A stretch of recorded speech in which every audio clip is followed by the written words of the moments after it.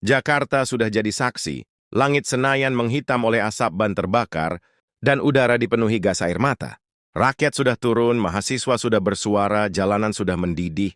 Tapi apa hasilnya? Kata manis, janji klis, dan sikap lamban dari seorang ketua, DPR yang seharusnya memimpin penyelamatan wajah lembaga, justru mempertebal luka. Puan Maharani berdiri di podium, berkata pintu DPR terbuka lebar untuk aspirasi rakyat.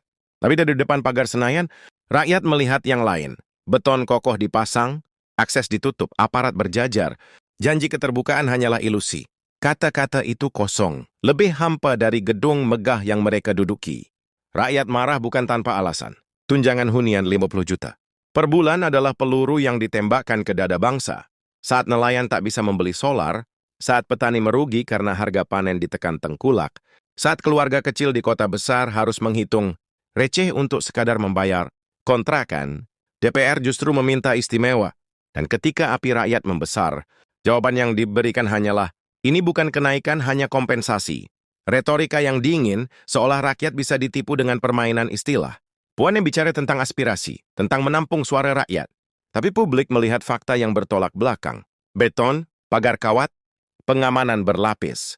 Semua itu bukti bahwa aspirasi tidak disambut, melainkan ditakuti.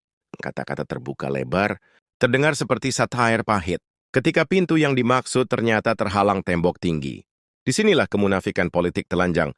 DPR ingin dipuji sebagai lembaga demokrasi, tapi bertindak seperti istana yang bersembunyi dari rakyatnya sendiri.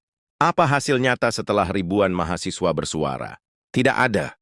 Tunjangan tetap berjalan hingga Oktober 2025, tanpa revisi, tanpa tanda-tanda akan dicabut. Artinya demonstrasi yang mengorbankan keringat, bahkan nyawa diambang bahaya, hanya dibalas dengan janji introspeksi. Introspeksi macam apa jika kebijakan tetap berjalan? Itu bukan introspeksi, itu penghinaan.